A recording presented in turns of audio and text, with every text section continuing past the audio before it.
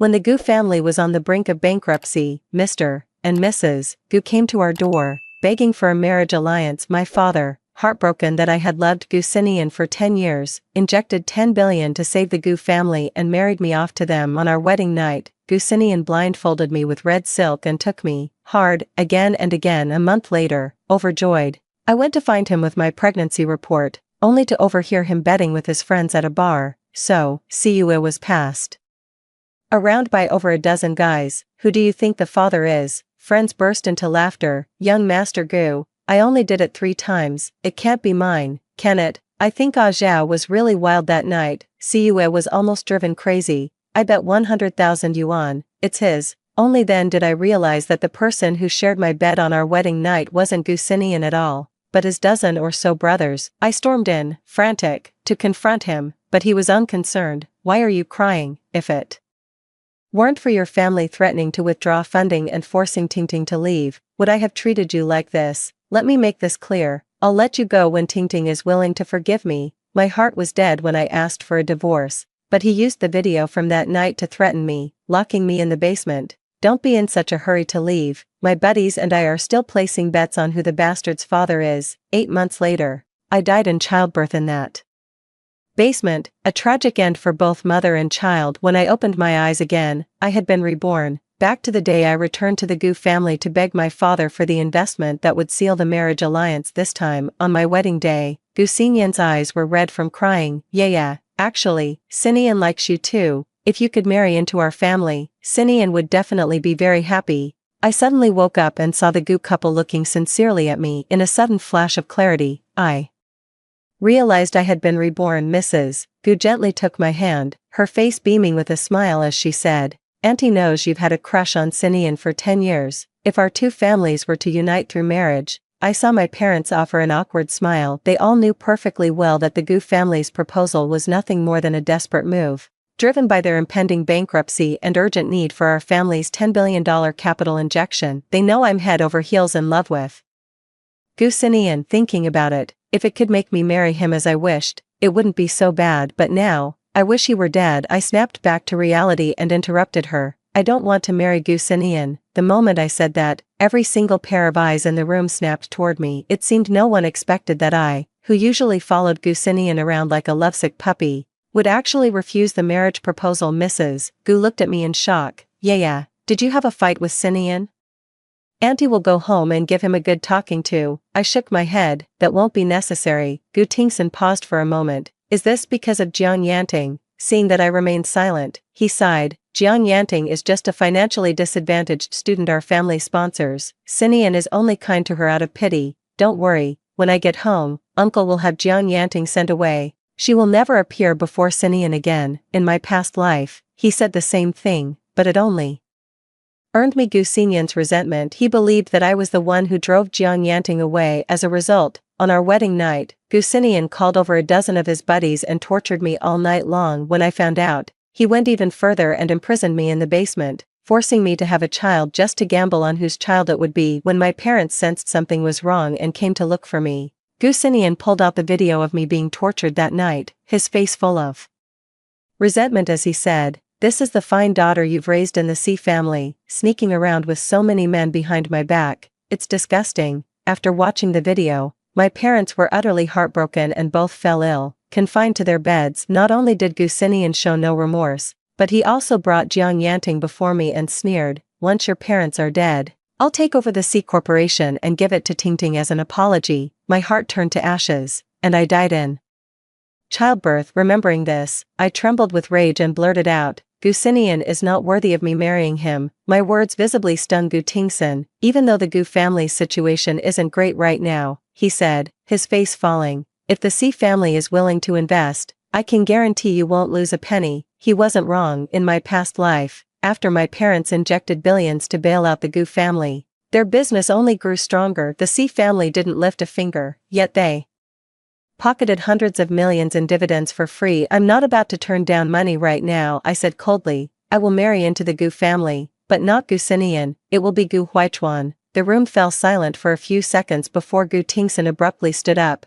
"You mean Huichuan? His legs are paralyzed. He can't even stand up. Are you out of your mind?" Dad quickly chimed in to stop me. Yeah, don't do anything rash. I gently patted the back of Dad's hand, signaling for him to stay calm too. Although Gu Huichuan was Gu Xinyan's uncle, he was only 4 years older. We practically grew up together since childhood. It was only after a car accident that left him unable to stand that he gradually faded from my sight. In my previous life, I was imprisoned in the basement by Gu Xinyan, and he was the first to find me. He kept shouting, "Don't be afraid," over and over, smashing the door repeatedly, and I clearly saw that his legs were not paralyzed. Later, when Gu Xinyan arrived, a group of people beat him half to death. I remember Gu Xinyan saying viciously, "Uncle, why didn't that hit kill you when I had someone run you over? You wanted to compete with my dad for business back then, and now you want to compete with me for a woman. Why are you so despicable?" Gu Huichuan not only didn't get angry but also knelt down to him. "Let Yaya out, and I'll do anything you ask," Gu Xinyan sneered, slamming his head against the wall, producing a series of dull thuds. "I will never forget what Gu Huichuan said. Yaya, I've been looking for you for so long, so how could choosing Gu Huichuan be a reckless decision? As for Gu Xinyan, I will make him pay for what he did." Coming back to my senses, I looked at the Gu couple and said, "I've made up my mind, I will marry Gu Huichuan." Seeing how firm I was, they didn't press the matter further and nodded in agreement. With that decision made, I felt a wave of relief and decided to go find Gu Huichuan at his bar, but right at the entrance, I spotted Gu Xinyan and Jiang Yanting. Gu Xinyan's cheerful expression instantly twisted into one of annoyance when he saw me. "Siue, why are you so clingy? Do you have to follow me everywhere?" The guy behind him burst out laughing. "Told you she'd show up tonight. I bet if you told her to lick young Master Gu's shoes, she'd drop to her knees in a heartbeat." Hearing this, Gu Xinyan flashed a wicked grin. He gave me a meaningful look and lifted his foot slightly, as if weighing it. A wave of disgust washed over me. I coldly stepped around him. "Move." Gu Xinyan was stunned, then grabbed me. "Siue, I know all about how you used the investment to force a marriage with me. What kind of act are you putting on now? You don't really think that pretending to be aloof will make me look at you more, do you?" I glanced at him indifferently and said truthfully, "I never wanted to marry you." Gu Xinyan was silent for a moment, then let out a sarcastic cold laugh. "Never. Gu Group has already received your father's 100 billion investment, and you're saying it's not true. Do you know how cheap you look, begging me to marry you like this?" I nodded. "I know, so I won't marry you." Realizing the full meaning of my words again, Gu Xinyan froze in place. It wasn't until Jiang Yanting spoke softly from the side. "Xinyan Gij, I think Siyu just doesn't want to see me. If you don't marry her, Gu Corporation will." "Fine, I'm leaving." Gu Xinyan abruptly let go of my hand, turned, and pulled her into an embrace. What does she even matter? Even if she got her wish and married me, I wouldn't love her. "Be good, Ting Ting. We'll go get our wedding photos taken tomorrow." In my heart, "You're the only one who's my wife." The onlookers heard this and started whistling, calling out sis-in-law. To Jiang Yanting, Gu Xinyan gave me a triumphant glance, as if waiting for my reaction. He used to enjoy seeing me embarrassed, but now, I felt nothing. "You can marry whoever you want, I don't care," just as I was about to leave, Jiang Yanting blocked my path. "Siue, stop pretending. The engagement between the Si and Gu families has already been reported by the media this afternoon. I can overlook the fact that you hired thugs to humiliate me, but I beg you, please be good to Brother Xinyan in the future." As for the thug incident, it was nothing more than Jiang Yanting staging it herself, framing me, and playing the victim. I have tried to prove myself, but Gu Xinyan just wouldn't believe me now. I can't be bothered to explain. Hearing this, Gu Xinyan's face darkened. Why bother asking her? A woman like her, who will stop at nothing to achieve her goals, is no match for you. He warned me, marrying you is just a business deal. If I ever catch you bullying Ting Ting again, I absolutely won't let it go. Before he could finish, I interrupted him. "Alright, got it. If there's nothing else, I'm leaving." After saying that, I walked straight into the bar without looking back. What sister-in-law? In a few days, Gu Xinyan will have to respectfully call me aunt. 3. I walked straight into the innermost private room of the bar. As I pushed the door open, I saw Gu Huichuan sitting in a wheelchair. He was facing away from me. "Why didn't you choose Xinyan?" Without thinking, I leaned down and kissed his lips. "Don't you want to marry me?" He swallowed, then after a moment, whispered, "Yes." The next day, Mrs. Gu sent someone to pick me up and take me to the Gu family villa. She said that the Gu family brides have always worn the same wedding dress over the years, and she wanted me to get measured for it. The butler carefully retrieved the wedding dress from the rosewood cabinet, his eyes brimming with delight. If Master Gu were to see you in this dress, he wouldn't be able to take his eyes off you. What did you just say? The sudden voice made my heart skip a beat. Gu Xinian had appeared at the top of the stairs at some point, with Jiang Yanting standing behind him, looking at me with a smug expression. Before the butler could speak, I cut in. It's nothing. Gu Xinian stared at me for several seconds, then let out a cold laugh. Don't think that just because you're about to marry me, you can start acting like a young mistress. With that, he snatched the wedding dress from my hands. Let Tingting wear it first, then it's yours. The butler's face turned pale. Young master, this is the Gu family's heirloom wedding dress, traditionally only worn by the bride of the Gu family. Jiang Yanting suddenly burst into tears. As expected, Cua has the means. As soon as you arrived, even a servant dares to speak to me like this. As soon as the words were out, Gu Xinian pointed at the butler and scolded, you don't even listen to me anymore. First, measure Tingting's size. I took a deep breath and said, no, my wedding with Gu Huaichuan was already tight, and now where do we have time for this nonsense? With that, I reached out to take the wedding dress back, but before my hand could even touch it, Jiang Yanting let out a sharp scream, stumbled backward, and tumbled straight down the stairs. Jiang Yanting lay at the foot of the stairs, blood seeping from a cut on her forehead. Her face was deathly pale as she pointed a trembling finger at me. Why did you push me? Seeing this, Gu Xinian immediately rushed down, picked her up, and ran out without looking back, shouting, Tingting. Jiang Yanting has pulled off this clumsy act more times than she can count, but Gu Xinian believed her every single time. I sighed, ready to leave, when my phone suddenly vibrated. It was a message from Gu Huaichuan, saying he was waiting for me at our usual spot. My mood instantly lifted, and my steps felt lighter. But just as I stepped out of the Gu family villa's main gate, Gu Xinian, who had turned back, abruptly pulled me into his car. I frowned. What are you doing? I struggled to get out of the car, but he held me down firmly. Tingting is bleeding. You need to give her a blood transfusion. Are you crazy? I exclaimed. That little injury will heal before we even get to the hospital. I want to get off. Seeing me take out my phone to make a call, he snatched it away and threw it out the window. Cua, you've already married me as you wished. Why are you still doing this to Tingting? Seeing the car about to start, I shouted, Xinian, I faint at the sight of blood and I'm anemic.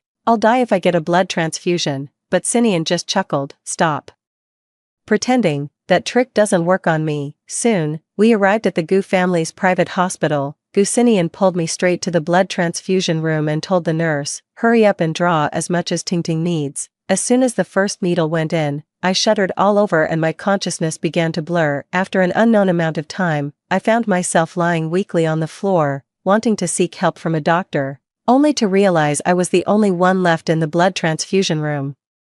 It turned out that Gu Xinian had already taken all the medical staff to take care of Jiang Yanting. Just as I thought I was about to die, I suddenly felt strong arms lifting me up. Don't fall asleep, Cua, don't fall asleep. When I woke up, I saw Gu Huaichuan, his eyes red. I'm late. As soon as he finished speaking, he took out a delicate diamond ring and slipped it onto my ring finger. Yeah, marry me. It was only then that I realized he had planned to propose to me at our old spot this afternoon. He insisted that the ceremony must go ahead as planned. I nodded in agreement. The next second, he made a call, move the wedding to tonight. I was taken aback, but Jiang Yanting has the wedding dress. Gu Huaichuan chuckled softly, his eyes filled with affection. It's alright, I've already prepared everything for you. That night, I appeared at the hotel wearing a one-of-a-kind wedding dress. Gu Xinian rushed over, his face full of impatience. Is it just because I asked you to donate blood that you're playing games with me like this? Isn't it just jealousy because I was with Tingting? Now that I'm back, are you happy? The words had barely left his mouth when Gu Huaichuan's voice came from behind him. Xinian,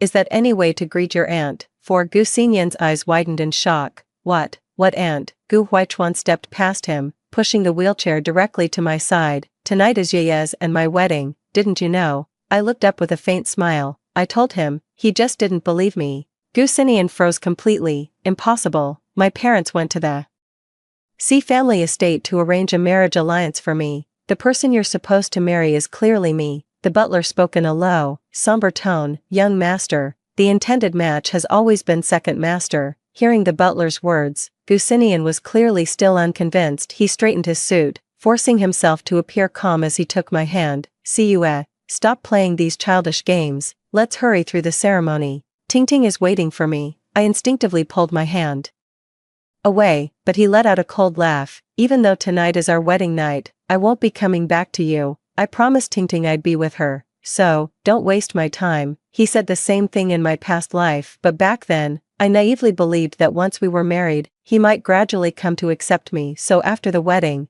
I tried every trick in the book to make him stay. Seeing this, Gu Tingsun secretly arranged for Jiang Yanting to be sent abroad overnight. When he found out, he pretended not to care, but on our wedding night, he blindfolded me with red silk and handed me over to more than a dozen of his brothers. Now, looking at him, I feel nothing but disgust. Seeing this, Gu Huichuan shielded me behind him and said coldly, Sinian, out of respect for you being my nephew, I won't argue with you, but I suggest you show some self-respect. He was about to say more when the butler handed him the invitation. Young master, this invitation has been in your room for some time, you simply haven't returned to see it. Only then did he carefully read the contents of the invitation. A few seconds later, his hand began to tremble slightly, a flicker of panic flashing in his eyes before he demanded, Gu Huichuan, are you in on this act with her? Gu Huichuan spoke calmly, after tonight, she will be my wife. Sinian, it's time you faced reality. Gu Sinian suddenly laughed,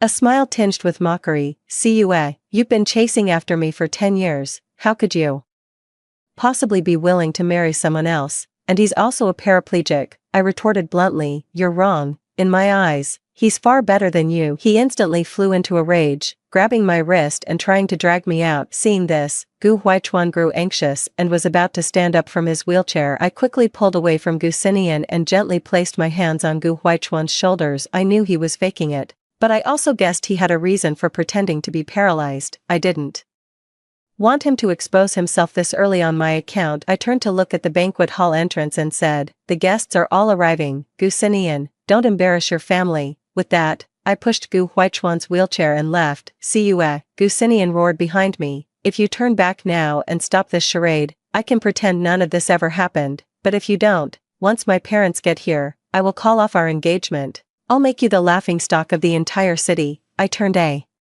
deaf ear and kept walking. After all, the one making a fool of themselves tonight certainly wouldn't be me. After leaving Gu Si's sight, Gu Huichuan whispered to me, do you know my leg is fine? I replied softly, but I also know you have your reasons. We'll talk when you're ready to tell me. The wedding officially began, and my father led me slowly down the red carpet. Since the wedding was hastily moved up, the Gu couple had just rushed back from another city. Gu Sinian breathed a sigh of relief upon seeing their arrival, then strode onto the stage. The eyes of every guest turned toward him in unison. He straightened his sleeves and said with a face full of scorn, thank you all for coming tonight, but I'm afraid, the Gu family will absolutely never allow such a vicious, scheming woman to marry into our household. I am now announcing that I am breaking off my engagement with Siue. 5. As soon as these words were spoken, the guests below the stage erupted in commotion. What is he doing by breaking off the engagement? What is he doing? Can he decide this matter? Gu Sinian looked around, his gaze finally landing on the Gu couple. Dad, Mom, the one I truly like is Tingting. Although the Si family helped us, I cannot go against my conscience. I will repay the debt to them in the future. I watched Gu Sinian on stage with a cold expression, feeling increasingly embarrassed for him. Let's not even mention that he's not the groom tonight. Just consider how my family poured billions to bail out the Gu family, and all he has to say is a flippant "I'll pay you back someday." Don't you find that kind of talk utterly ridiculous? And to think he had the nerve to humiliate me in front of all those people for Jiang Yanting's sake. He's got a death wish. My dad realized what was going on, his face turning ashen in an instant. What does the Gu family mean by this? Gu Sinian, however, showed no fear and turned to my dad, speaking coldly, isn't it shameful that you're threatening the Gu family with investment just to marry Siue to me? I was going to give Siue another chance, but she's acting like she's holding a royal decree when it's just a chicken feather, completely ungrateful. As he spoke, he looked toward Gu Huichuan on the side of the stage. Uncle, at your age, playing such childish tricks with Siue is really embarrassing, Mr. and Mrs. Gu turned pale with fright and rushed onto the stage to grab him. Sinian, shut up, get down here right now. At that moment, a sharp female voice came from outside the door. Jiang Yanting burst in, directly kneeling in front of me, her eyes brimming with tears as she said, Siue, I truly love Sinian, I beg you, don't take him away by any means, please. I looked at her and found it amusing. If they don't cause trouble, after tonight, do whatever you want, but now that they've made a scene, it's not looking good. Gu Sinian looked at Jiang Yanting's state with a face full of heartache. He pointed at me, his tone arrogant. You can marry me, but you must accept Tingting living with us. I need to spend at least 5 days a week at her place. If Tingting has a child in the future, they should share everything equally with your child. As soon as these words were spoken, the whole room erupted in chaos, and the elders shouted, "This is outrageous." I felt my dad's grip on my hand tighten. He finally seemed to understand why I didn't choose Gu Sinian. I looked at Gu Sinian and retorted, "How can you be so sure that the person I'm marrying is you?" As soon as the words left my mouth, Gu Huichuan wheeled himself onto the stage. He clapped his hands, and the next moment, the big screen started playing our hastily taken wedding photos, several of which showed us passionately kissing. The guests below the stage whispered to each other, "Actually, Siyue and Gu Huichuan make a pretty good match. Who would have thought? After chasing Gu Sinian for 10 years, she's now about to be called his aunt." Gu Sinian pointed at the speaker in the crowd and roared, "What? Aunt, didn't I make myself clear enough? They are." Before he could finish, Madame Gu panicked and hurriedly covered his mouth. "Sinian, you want to marry Jiang Yanting, is that it? I have no objections. Now get out of here." Hearing this, Jiang Yanting smiled triumphantly. Gu Sinian struggled to continue speaking, but the moment he looked up, he saw the large screen behind him. He froze instantly, as if only now realizing that no one had been lying. Pointing at the wedding photos, his face flushed red. He stammered, "Siyue, when did you betray me? How could you cheat on me?" 6. Hearing this, I couldn't help but laugh. "Don't say things that could be misunderstood. I've never been with you, so where does the idea of betrayal come from?" Gu Sinian looked incredulous, then grabbed Gu Huichuan by the collar and roared, "You used to fight with my dad for money, now you're fighting with me for a woman. How could you be so despicable?" At this point, Gu Tingsan's eyes widened in shock, and he slapped him across the face. "You ungrateful son, what nonsense are you talking about? Your uncle never took a single thing from me, and from the very beginning, the man Siyue was meant to marry was your uncle." Gu Sinian stood frozen in place, momentarily speechless. Gu Huichuan looked at him coldly, "Apologize to Siyue, apologize to the Si family." People in the audience began pointing at Gu Sinian and whispering, "Isn't this young master of the Gu family too arrogant?" Exactly, the Si family saved the Gu family, and he dares to treat Miss Siyu like this. Doesn't he fear the Si family might change their mind? Hearing these words, Gu Tingsan quickly explained to my father, "Yaya will be my sister-in-law from now on, and I definitely won't let Sinian be so rude. Tonight, it's our fault for not disciplining him properly. In the future, we will definitely increase the Si family's share of the profits by another 20%. My father's face was like ice, his gaze sharp as a blade as he stared at Gu Sinian. Seeing this, Gu Tingsan grabbed Gu Sinian's shoulder and forced him to his knees. "You ungrateful wretch, apologize to your aunt this instant." Just then, Jiang Yanting suddenly dropped to her knees before me, tears streaming down her face like rain. "What does this have to do with Sinian?" "It's all because Siyue didn't make things clear to him, that's why he misunderstood. Sinian has never suffered a single grievance since he was a child. How could he possibly kneel to a woman? I'll apologize on his behalf." The moment the words left her mouth, Madame Gu kicked her to the ground, pointing a trembling finger at her. Madame Gu seethed, "If it weren't for you, you little tramp, Siyue would be my daughter-in-law right now. This is all your fault. You seduced my son and addled his mind. Get out of my sight." Jiang Yanting lay on the floor, looking up at Gu Sinian in anguish, only to find him staring blankly at me, not sparing her a single glance.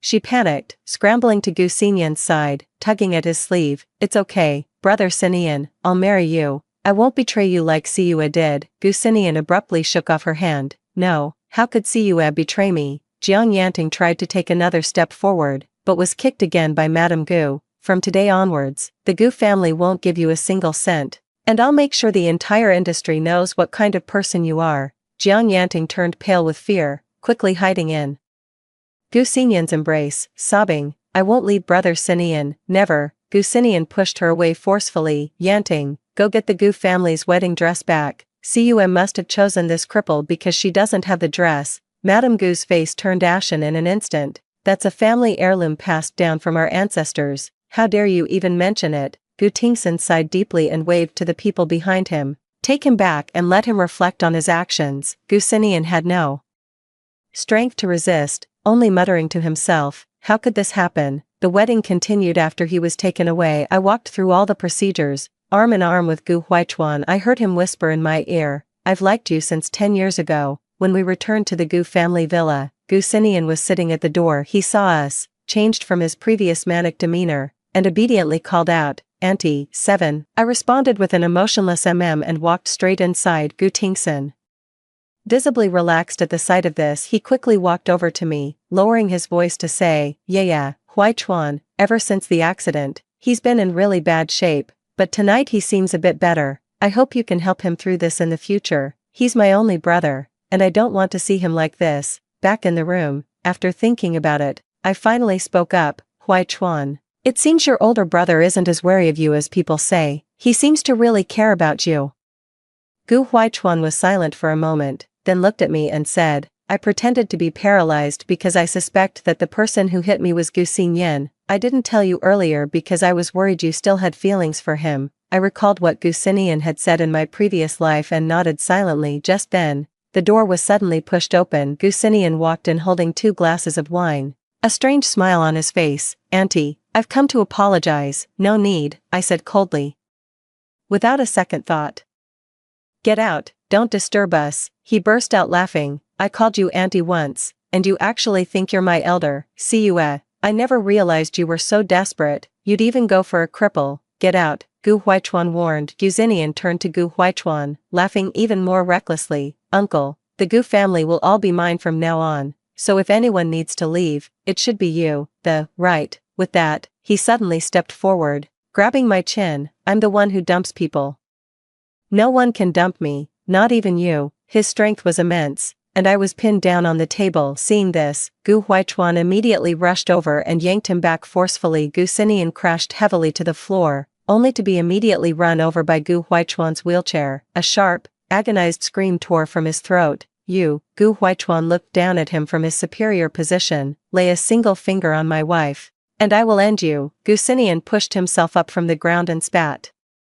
You, what's a cripple like you going to do about it? I'm going to have my way with that lunatic Ciue right in front of you tonight. Let's see what you can do about that. He raised his foot to kick Gu Huichuan, but to his shock, Gu Huichuan suddenly stood up, seized his ankle, and twisted it backward. Gu Xinian was thrown heavily to the ground once more with a dull thud. He saw Gu Huichuan standing tall and rigid, his face deathly pale, his voice trembling. You, how can you be standing? That's impossible. Just then, Gu Huichuan's phone vibrated. He glanced at the message and, without a word, scooped me up and headed out. As we passed Gu Xinian, his voice was laced with a bone-chilling coldness. Your time is up. Carried by Gu Huichuan into the living room, I saw Gu Tingson and Mrs. Gu coming down the stairs in their pajamas. What's going on? Their faces lit up with immense joy the moment they saw Gu Huichuan standing. Gu Tingson looked at me in disbelief. Yeah, you're truly a blessing to the Gu family. As soon as you arrived, Huichuan got better. Gu Huichuan, however, remained silent, his cold gaze fixed on the staircase. Gu Tingson sensed something was off and whispered to me, what's going on? I recounted everything that had just happened in detail. After hearing this, Gu Tingson was so furious that he was trembling all over. This beast, I'm going to beat him to death today. At that moment, a man in a black suit hurried over and handed a file envelope to Gu Huichuan. Gu Huichuan opened the envelope. Inside were copies of chat records and a USB drive. Gu Xinyan's face turned pale as soon as he saw those things. He dashed down the stairs, grabbed the photocopies, and tore them furiously, shouting, you're slandering me, setting me up, then kicking me out so you can take over the Gu family's fortune, right? Gu Huichuan let out a cold laugh and directly plugged the USB drive into the computer. Soon, Gu Xinyan's voice clearly came through the speakers. Hit him as hard as you can. I want Gu Huichuan either dead or paralyzed. This way, he can't compete with my dad for the family fortune, and everything will be mine in the future. 8. Gu Tingson's face turned ashen after hearing this. He walked step by step towards Gu Xinian, raising his hand to deliver a loud slap. So it was you. How dare you? Huichuan is my own brother. Everything in the Gu family belongs to him as much as it does to me. I've never once thought he was trying to take anything from me. And he's your uncle, you monster. How could you lay a hand on him? With every word, he landed a vicious slap. Gu Xinyan's face quickly swelled up like a balloon. Although Mrs. Gu was heartbroken, she could only turn her head away at this moment, tears streaming down her face. "You've really gone too far this time." It was then that Gu Huichuan spoke up. "Actually, I wasn't completely unconscious that day. I clearly saw the Gu family emblem on the tire of the car. That hit me, so I'm certain it was someone from the Gu family. I just didn't know who exactly, so I pretended to be paralyzed to make the culprit let their guard down. I didn't believe it at first, but all the evidence pointed to Gusian." Gusian heard this and punched Gusian in the face, knocking him to the ground. At that moment, Jiang Yanting pushed the door open, holding her wedding dress. Seeing the mess and Gusian lying on the ground, she screamed and rushed over. "What are you doing?" She rushed to Gu Xinyan's side. Seeing his face covered in blood, she turned and shouted at Gu Tingsun, "Uncle, how could you do this? He's your son, the sole heir of the Gu family." Gu Tingsun stood his ground and let out a bitter, cold laugh. "The heir? Is he even worthy?" He slumped down onto the sofa. "He's not my biological son at all." Mrs. Gu could hold back no longer. Covering her face, she sobbed. "He's the child of an old friend. Back then, he was only a few months old, and we couldn't bear to see him helpless. Plus, I had been unable to conceive, so we took him in and raised him." I coldly stared at Gu Xinyan, a sarcastic smile curling my lips. "So it was fake after all. No wonder you're so obsessed with what you can't have." "No, it's not like that." Gu Xinyan frantically shook his head. "You're lying to me. You must be lying to me." Jiang Yanting stood frozen in place. Even if he's not biologically related, the emotions we've shared over the years are real." She grabbed Gu Tingsun's sleeve. "Uncle, please, for the sake of living together for over 20 years, don't drive him away." "Okay, get out." Gu Xinyan suddenly erupted, pushing Jiang Yanting away. "It's all because of you. If it weren't for your meddling back then, how could Cue and I have ended up like this? Get out of here. Go as far away as you can." Jiang Yanting staggered back 2 steps, biting her lips tightly. "What about our child?" Gu Xi's movements suddenly stopped. In the next second, he lunged at Jiang Yanting, pinning her down, and his fists relentlessly pounded her abdomen. "It's all your fault," he roared as he hit her. "I thought I didn't love Cue, but I was wrong. It wasn't until I saw her about to marry someone else that I realized I could never live without her. It's all your fault. You're the reason I lost Cue." Jiang Yanting pleaded in agony, but Gu Xinyan seemed not to hear her. His fists striking with increasing force. Soon, a pool of crimson blood began to spread beneath Jiang Yanting. Staring at the glaring pool of blood, Gu Xinyan finally loosened his grip. "It's gone. It's over. Now get the hell out of here." Everyone was stunned by his actions. It took them a long moment to snap out of it and think to call the police. When the cops arrived, they immediately handcuffed Gu Xinyan and put him in the patrol car. Gu Tingsun took a deep breath and handed the USB drive to the officer. "Please investigate the Huichuan car accident as part of this case." After the police took Gu Xinyan away, Gu Tingsun slumped in his chair and looked at Gu Huichuan, saying, "I actually saw long ago that Gu Xinyan was no good. These years, I've been considering handing the company over to you." He let out a bitter laugh. "It's better this way. I couldn't teach him, so let the law do it." A few months later, the news came. Gu Xinyan was sentenced to 10 years for attempted murder and intentional injury. Jiang Yanting's mental health deteriorated after her miscarriage and she was admitted to a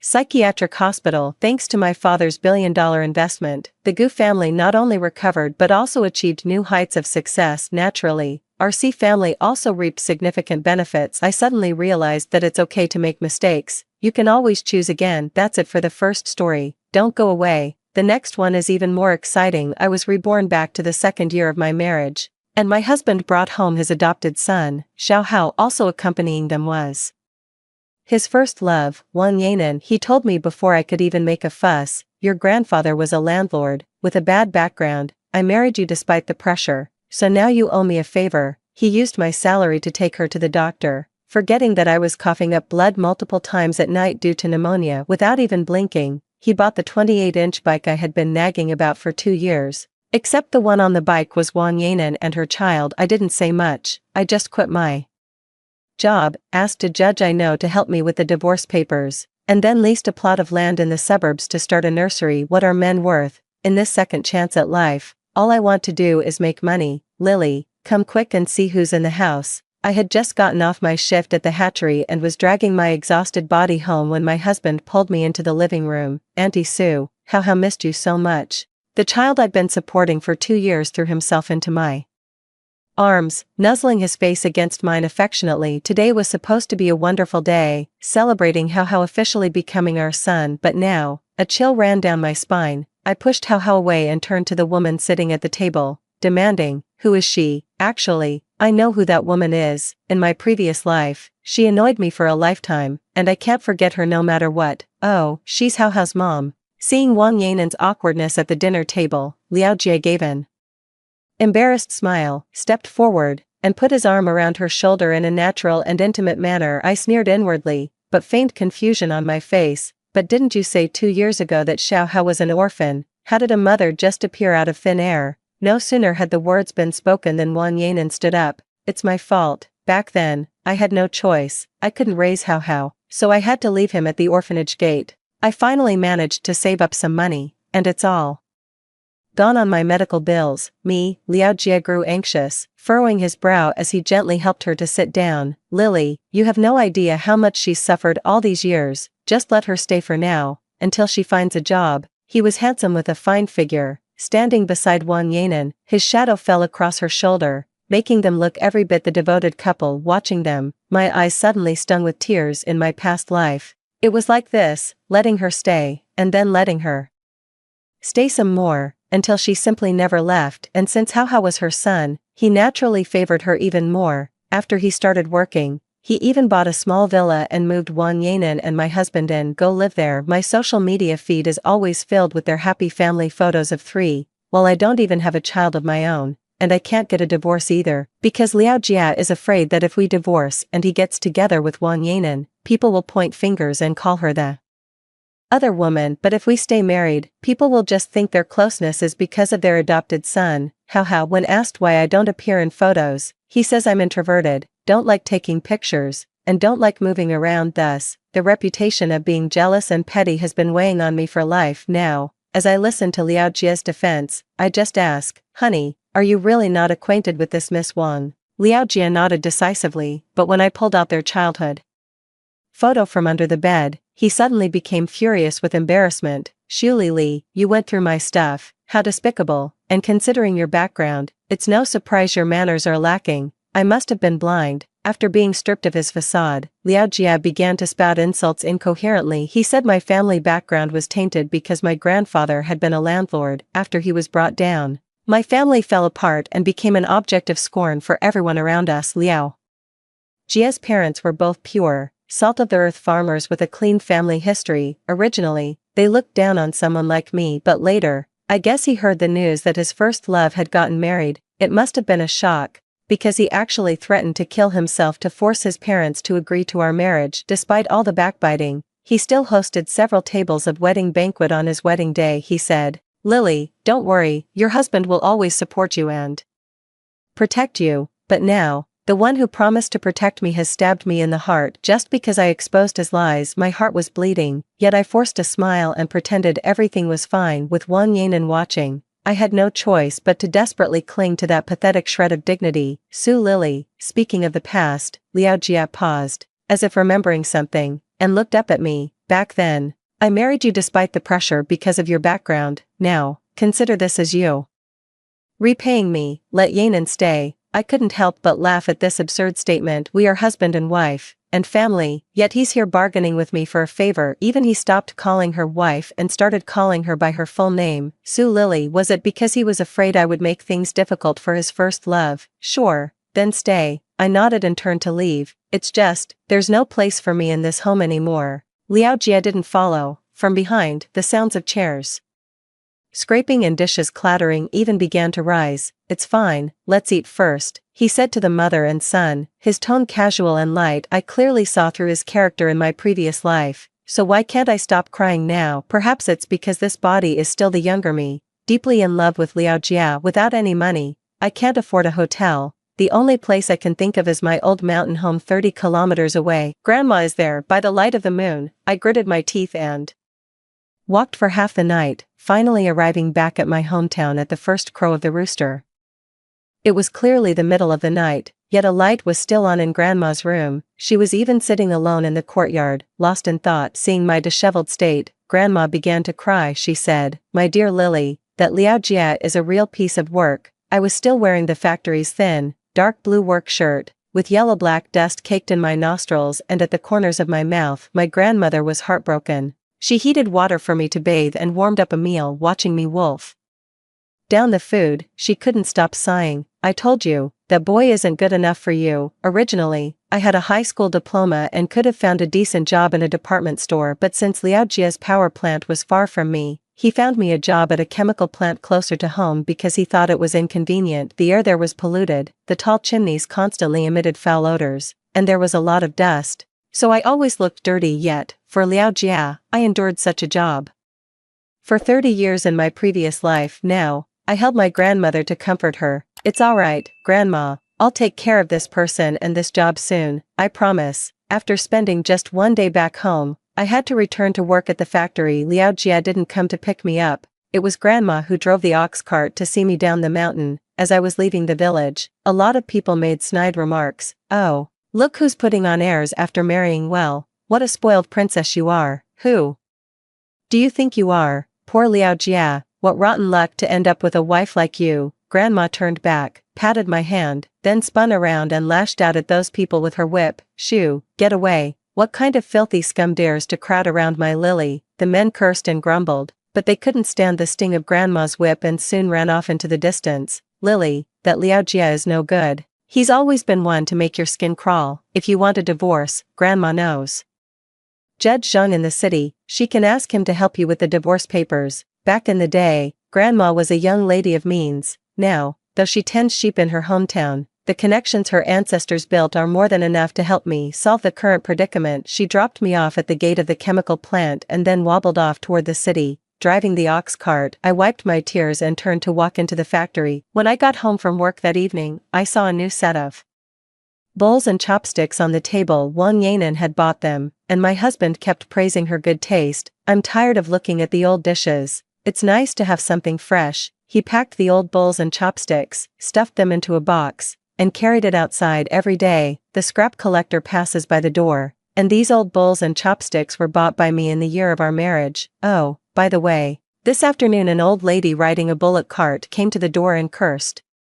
So I splashed a basin of foot washing water on her. Haha, she's so funny." Haha was bragging with his legs swinging on the chair, and without hesitation, I slapped him as soon as I heard it. "Wah, Auntie Sue." The child was terrified by me, covering their face as they stood up. Wang Yanan rushed over and hugged the child, weeping with nothing but hurt feelings. "Lily, don't panic." Liao Jia had wanted to stop him, but was a second too late, regretfully standing up to explain. Maybe it wasn't Grandma." I ignored Liao Jia, struggling to steady my trembling body, and stared at Hao, asking, "What was that Grandma wearing?" Hao replied timidly, "Just a black coat with holes in it." Hearing that, my heart ached so much I burst into tears. So Grandma really had come here. I couldn't even bear to imagine how she must have come to the door, ready to stand up for me, only to have this kid throw a bucket of cold water all over her hopes. How did she manage to go back in the freezing cold, drenched in wet clothes? Thinking about this, my heart aches, and I want to rush out,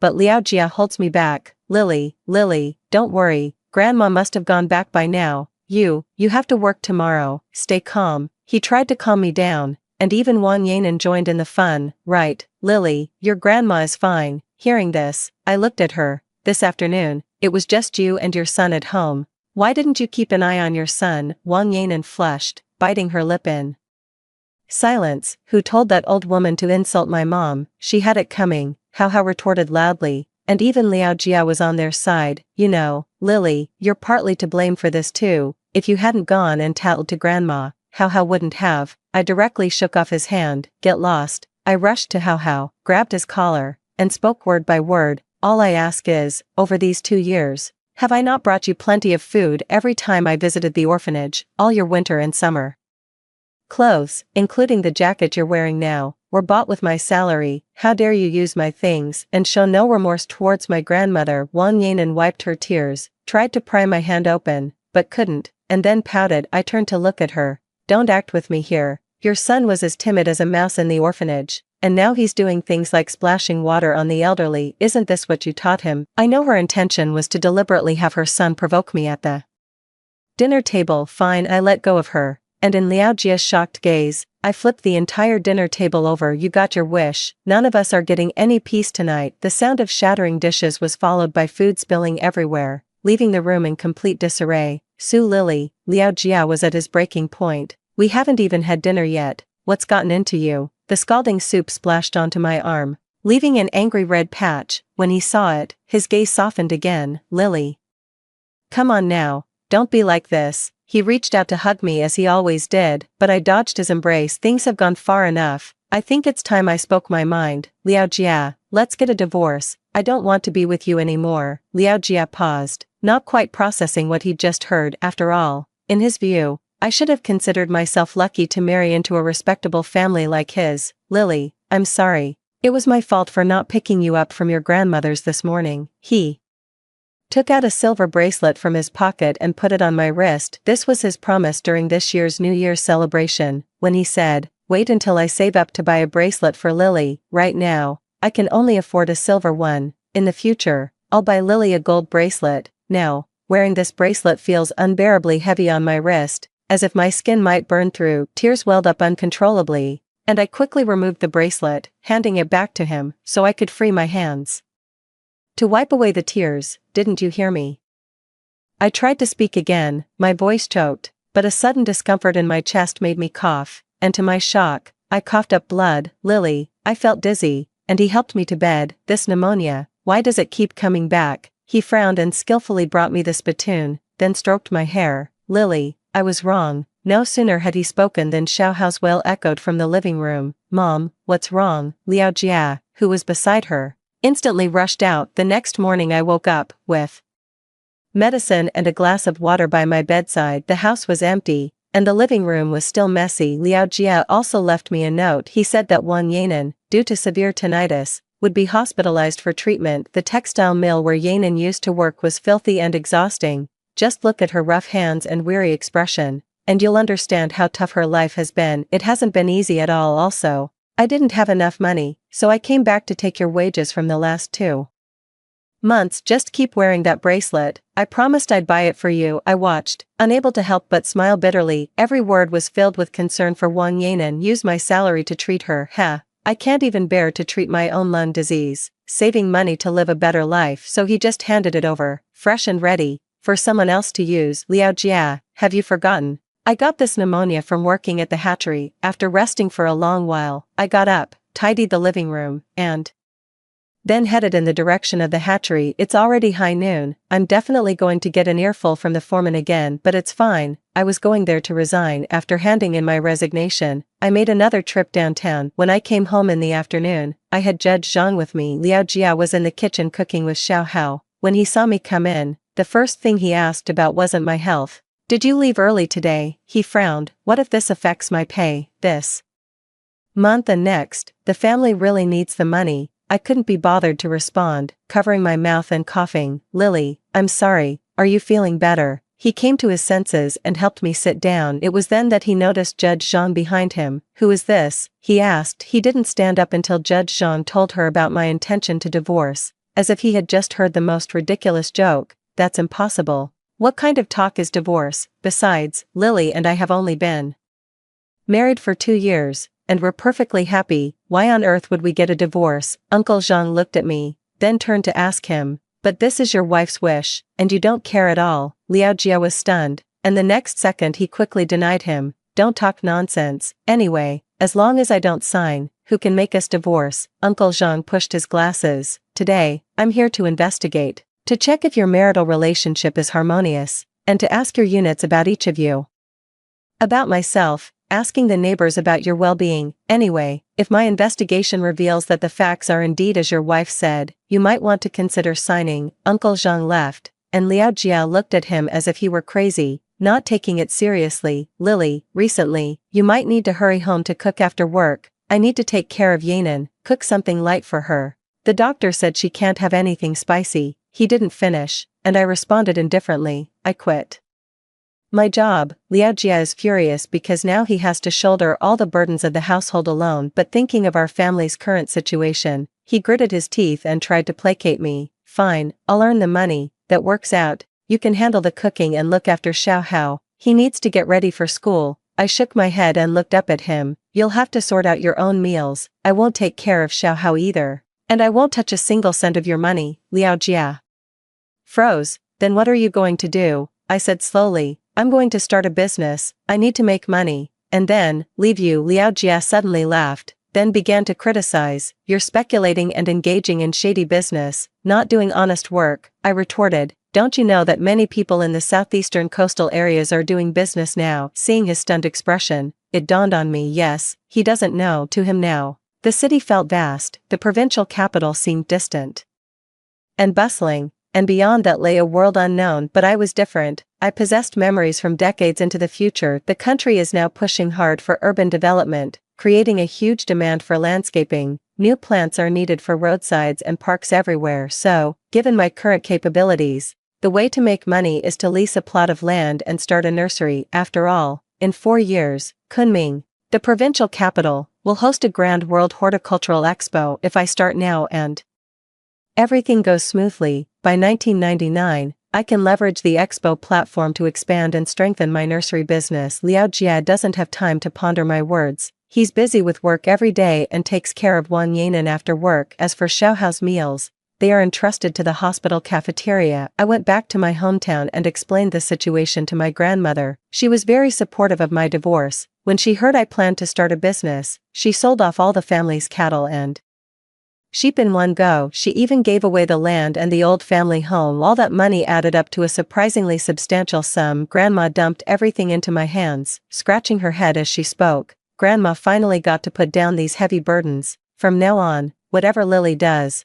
Grandma will help her with. My grandma and I found a piece of land in the suburbs. Since winter was approaching, the owner quickly agreed to lease it to me. When I mentioned it, my grandma and I spent some money, bought bricks, and built a small house on that piece of land. All our living expenses for the coming years will be covered there. Later, we bought some plastic film and carried many bamboo poles that were 3 or 4 meters long. These are what I plan to use for greenhouse seedling cultivation. The field has been tilled, and there's a river right next to it, so irrigation won't be an issue altogether. These scattered tasks took us a month. Next, we need to choose the species of seedlings. There are 2 methods, seeds and cuttings. Coincidentally, I have a classmate who works in the municipal bureau. He's the one in charge of this area. I plan to ask that friend to borrow some seeds and cuttings. Before that, I was running low on money, so I went back home. I never expected to see what I saw. On the day I returned home, it was snowing, a rare occurrence. The house was filled with lively chatter, and it sounded wonderfully warm and cozy. It seems Wang Yanan has been discharged from the hospital. I pushed the door open against the wind and snow, and the icy air swept through the room, dispelling the warmth inside. Wang Yanan was nestled in Liao Jia's arms, watching her son bounce around with a look of pure contentment. And there, on her wrist, was the very bracelet Liao Jia had once given me. Before leaving home, I slipped the bracelet under my pillow. Somehow, she ended up wearing it. Maybe the bracelet was a bit too glaring. I rubbed my eyes, feeling a sudden dryness. Liao Jia immediately let go and backed away from Wang Yanan. Then, he came over and took my hand. Lily, you're back so late, you must be freezing. I ignored him, sidestepped past, disregarded the disappointment on his face, and walked into the room. Lily, you're never around this month. What have you been up to? He followed me in, closed the door, and wrapped his arms around me from behind. I stuffed the remaining money I had into an envelope, tucked it into my shirt, and then pushed him away. What are you doing? He clearly saw my actions and his face grew tense. Lily, are you really going to leave me? Liao Jia's voice trembled. Sue Lily, just for your so-called entrepreneurial plan. I shook my head. Our relationship is already broken. I don't need you anymore. Liao Jia, as I spoke, I walked out of the room and was grabbed by him outside. Our relationship is over. He looked furious. Sue Lily, have you forgotten who it was that married you without caring about your background? What did you promise back then? You said you wanted to be with me forever. His tone intensified, startling Wang Yanan and her son. Here we go again. Give it a rest, will you? I frowned, pulling my arm free from his grip, and rubbed my sore wrist before looking up at him. That's right, I'm the one who changed first. Happy now? It's me who doesn't know what's good for me. It's me who has no class, I admit it all. So it's okay if I, the uncivilized one, leave now, right?" With that, I opened the outer door. Liao Jia gritted his teeth and called out to me again. This time, his tone had calmed down. "Before you go, explain the burn on Xiaohao's arm." He lifted Xiaohao's wrist, tore off the bandage to show me, revealing a burn. "Su Lily, you knew I didn't have time to take care of Xiaohao. Why didn't you help him set up the coal for heating? In this era, the only way to stay warm during winter at school is to bring your own pre-burned coal, carrying a discarded tin can, about the width of a palm, with wires attached on both sides as handles, to school.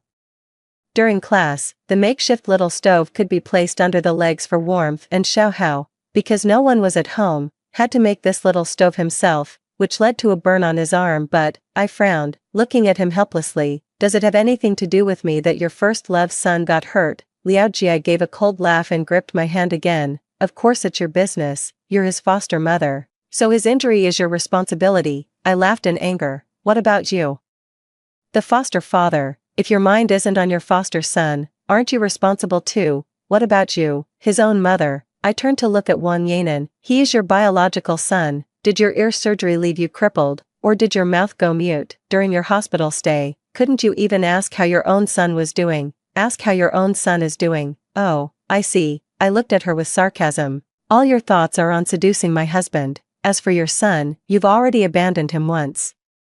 Do you really care if you do it again?" "Do it again?" My words made both the mother and son turn pale. Obviously, Xiaohao glanced at his mother silently, inevitably creating a rift. "Shuli, don't interrupt." Liao Jia pulled my attention back. "Today, you either give an explanation before leaving, or leave all the money in your pocket for Xiaohao as medical fees." I frowned. "I still needed this money for buying seedlings and treating people to meals. You're unwilling to pay, aren't you?" Liao Jia let out a breath, speaking slowly by my ear with a hint of madness. "If you don't pay, you're not leaving. Stay by my side." I looked up at him, and his demeanor reminded me of how he once insisted on marrying only me. Could it be that Liao Jia would ever be reluctant to let me go? Unfortunately, right now, all I want is to leave as soon as possible and get on with my own life. Suddenly, there was a knock at the door. Wang Yanan, who had been watching from the side, hurried to answer it. As if sensing something, Liao Jia shouted from behind, "Yanan, don't open the door." Unfortunately, the door opened and came Judge Uncle Zhang, covered in snow and wind. "I'm here today to handle the divorce proceedings between you two." He pulled out a photocopied civil mediation document from his coat and then slowly turned to Liao Jia. "Just now,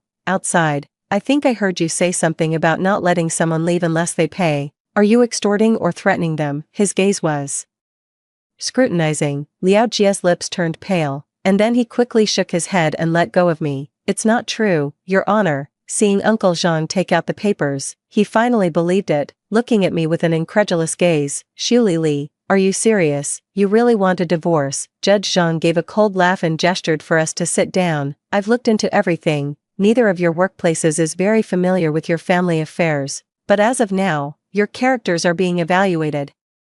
The price is actually quite reasonable. Your neighbors confirmed it. Wang Yanan was indeed your first love, and you were the one who brought her back. Because of her and her son, you and Su Lily argued constantly. Your relationship was genuinely broken. I've even been to Xiaoha's school, and the hospital where Wang Yanan had her surgery." Liao Jia's head drooped lower and lower due to these words, and finally interrupted Judge Zhang. Judge Zhang stared at him and asked, "Liao Jia, is it true that your relationship with your wife, Su Lily, has broken down? Is it true that you fell in love with your first love during your marriage and brought her home?" The room was very quiet, except for the howling wind outside. Judge Zhang's voice was authoritative, and Liao Jia reluctantly glanced at me before finally nodding in acknowledgement. There were indeed disputes, but it was all due to a moment of folly on my part. Judge Zhang shook his head, and Liao Jia clenched his teeth, picked up the pen, and signed his name on the mediation document. After signing, I held the divorce agreement, unable to react for a long time. Did I really get divorced? Great. Overjoyed, I couldn't help but smile and turn to look at Liao Jia. It seemed like my smile hurt him. For the rest of the afternoon, Judge Zhang stayed in the house, helping us divide the marital property. Everything, from the large wardrobes, tables, and chairs down to the pots, pans, and dishes, was split right down the middle. Liao Jia leaned against the doorframe of our room, looking unsteady on his feet, as if he was coming apart at the seams outside. Dusk began to fall, the streetlights flickered on, casting the world in a warm, golden glow. I was so excited that I paid a man to help me tie all the sorted furniture onto the ox cart. I plan to move all my things back to the nursery tonight. Grandma is still waiting for me to come home. Judge Zhang has also gone back. With systems still being imperfect in many areas, a judge like him has to run around personally, investigating all sorts of disputes. Lily, just as I was about to leave, Liao Jia called out to me. I turned around, and he suddenly seemed to stumble over his words. Dinner's ready inside, maybe you could stay and eat with us before heading back. He gestured toward the dining table behind him, where Wang Yanan and her son were sitting. For a fleeting moment, it felt as if I had been transported back to my past life. Every time I drove Liao Jia to the little villa reserved for the three of them, he would always call out and ask me to stay for dinner. Back then, I would look past his shoulder at that mother and son, their faces wearing identical expressions of guarded resistance. Now, having lived a life over, I don't even need to look to know the expression on their faces. How ridiculous, fighting over a single man. Do they really think he's some kind of treasure? Just as I had countless times in my past life, I turned Liao Jia down. No need, Grandma is waiting for me to come home for dinner. Well, it's snowing so heavily outside, perhaps you could stay the night. He stammered out the question. I turned and gave him a cool, indifferent glance, which doused his hopes like a bucket of cold water, and he fell silent. It dawned on Liao Jia that we were already divorced. That night, after dinner, Grandma and I worked through the night to move all that furniture downstairs. We kept moving things until the early hours, then finally pulled out some bedding, laid a couple of planks across, and made do with that for the night. Before we slept, Grandma stroked my head and sighed with feeling. My dear Lily has grown up, and Grandma is so proud. No matter what dear Lily does, Grandma supports you and stays by your side. The next day, Grandma accompanied me, trudging through knee-deep snow, to ask a classmate who works at the Municipal Bureau for tree seedlings this winter. Grandma and I spent every day in the greenhouse. Many small seedlings were moved in, seeds were sown, and some were prepared for cuttings. During this time, Liao Jia came once, riding the 28-inch bike I had been nagging about not buying for over 2 years. On the back seat of the bike sat Wang Yanan and her son. They stood on the high embankment, and my grandmother and I came out of the greenhouse, squinting at them in the snow. Liao Jia just stood there for some reason, silent and staring in our direction like a block of wood seething with resentment. In stark contrast, Wang Yanan and her son were laughing and playing nearby. Once they tired themselves out, they came to stand beside Liao Jia, watching my grandmother and me. That silver bracelet was still on Wang Yanan's wrist, looking even more glaring against the snow. The thought of her wearing something that was once mine turns my stomach. Grandma saw right through me and yelled out a scolding. What are you doing, flaunting that cheap bracelet? This old woman has seen all the fine gold and jade there is to see. Disgusting. Liao Jia jolted awake and glanced back at Wang Yanan. Later, they left. The cold wind howled for months, and my grandmother and I endured for months. Finally, as spring arrived, the seeds sprouted, and the cuttings began to sprout green leaves. Before that, my grandmother and I had been nurturing dozens of pots of forsythia and azaleas in the adjacent shed, their plump buds ready to bloom.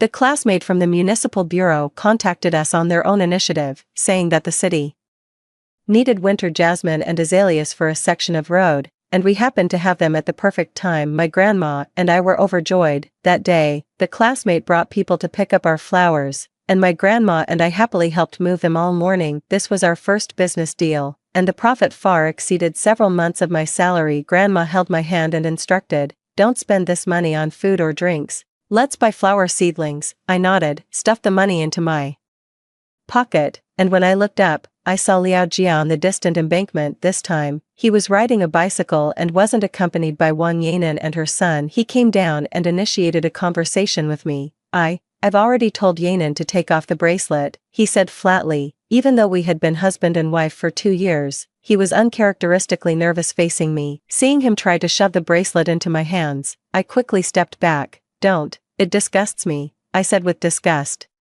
finally venting the resentment that had been festering inside me. "Don't worry, I had it cleaned. The bracelet is perfectly clean, or I could buy you a new bracelet," he pleaded with me urgently. "Lily, she put that bracelet on herself. I didn't even notice," I chuckled. "So how did she know the bracelet was under my pillow? Did she rummage through the bed or roll around on it?" Liao Jia's face turned red, and he remained silent. I gave him a disdainful look and spoke slowly, "No need to buy me a silver bracelet, because I can now afford a gold one myself." Liao Jia seemed quite shaken. For a long time after that, he never showed up by the field ridges again. Time flew by. In the first year, my grandmother and I broke even. The following year, we leased another plot of land in the suburbs, which became our second nursery. At the same time, the majority of the city's landscaping projects were supplied by our two nurseries. My grandma and I couldn't handle it alone, so we hired 4 or 5 people to help. In the third year, I bought my grandma a small house in the city. She's getting older and isn't as strong as she was a couple of years ago, but grandma wasn't happy about it and waved her cane to hit me. She said, "Don't think grandma is too old, she can do anything with good Lily." I choked up, nodded vigorously, and never again told grandma to rest on her own. I heard that Liao Jia was laid off from the power plant this year, so he went to the chemical plant where I used to work every weekend. After work, he would ride that old 28 bicycle to the nursery in the suburbs to see me. He remained standing far off on that ridge. The saplings in the nursery had grown taller than me. Not wanting to see him, I deliberately stooped as I walked, hiding myself among the trees, and so, Liao Jia stood there frowning until dusk fell, before finally hanging his head and turning back. The fourth year, 1999, had arrived. The provincial capital's World Horticultural Exposition was finally about to open. I'd been preparing for this exhibition for 3 years. And now, I'm filled with excitement. The day before I was set to buy clothes for my grandmother and head to the provincial capital, Liao Jia found me. At the time, my grandmother and I were living in a small villa, and I had no idea how he found us, but there he stood outside the courtyard, not saying a word. There were faint coughs in the background. I walked over and asked him what was wrong, and to my surprise, he started crying. "Lily, it's been 3 years since our divorce. Do you still hate me?" Liao Jia's voice didn't sound as strong as before, and he seemed a bit shorter. He was still wearing the blue work clothes from the chemical plant, but his face was clean, with a few droplets of water. Likely to see me, I washed my face on the way. I didn't answer him because it wasn't necessary. I feel neither hate nor love for him now. He is like air to me, causing no stir in my heart. When I didn't respond, he coughed again, covering his mouth. When he opened his hand, there were streaks of blood. "Lily, just like you, I've been working in the chemical plant for too long and developed pneumonia. Has your pneumonia gotten better?" he asked softly. I replied, "All better now." The second year I started earning money.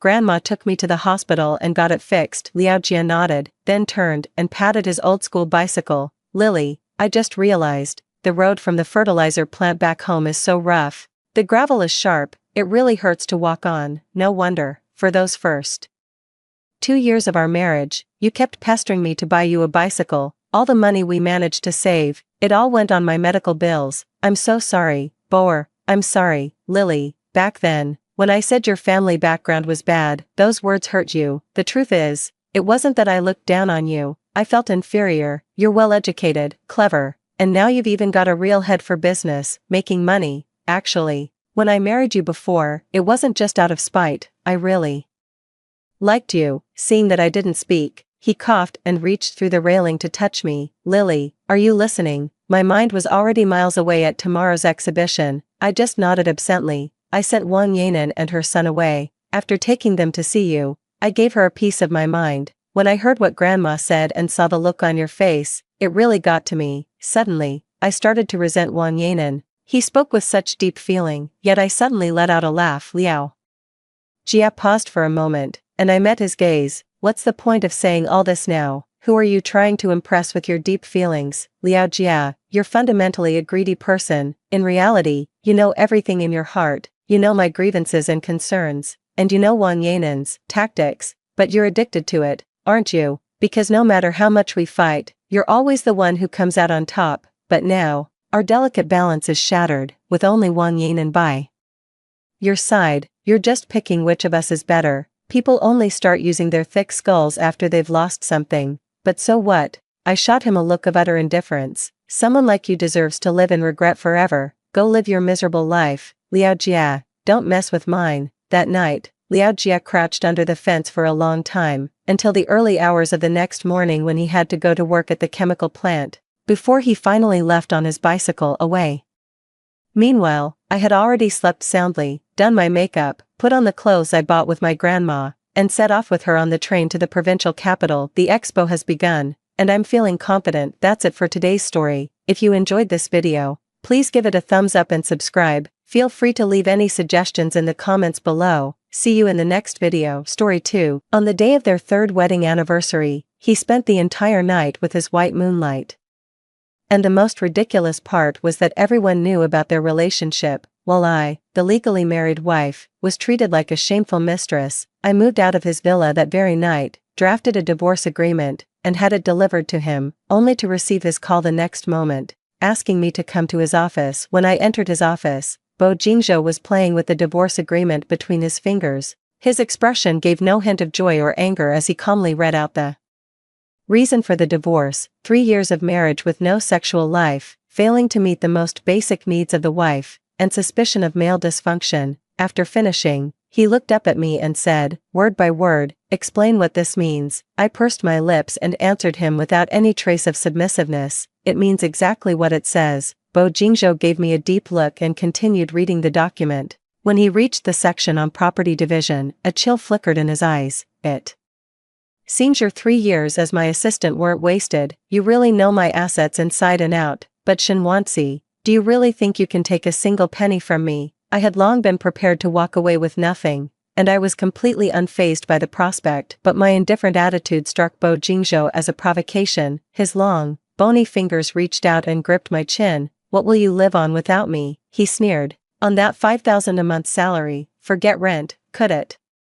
Even by the necklace you're wearing." The scorn dripping from his words was unmistakable. I tried to turn my head to break free from his grasp, but it was no use. His grip only tightened, the pain sharpening. I could only grit my teeth and say, "This is my business, don't you worry about it." Bo Jingzhou sneered, his entire being radiating a fury that could tear me apart. "Have you found someone else to take over?" Seeing that I remained silent, Bo Jingzhou took it as an admission. He suddenly smiled, his thin lips curling into a mocking smirk. He released his grip on my chin and said, "There's something you seem to be unclear about. You don't have the right to decide whether to divorce or not. There are still 3 months left on the agreement, but to me, it makes no difference at all. He hasn't treated me like a wife for the past 3 years, so what's another 3 months? His attitude now is just because I'm the one who filed for divorce." It bruised his ego and tarnished Jian Waning's reputation. Typical male pride. "Looks like we won't reach an agreement on the divorce today. I might as well make my stance clear.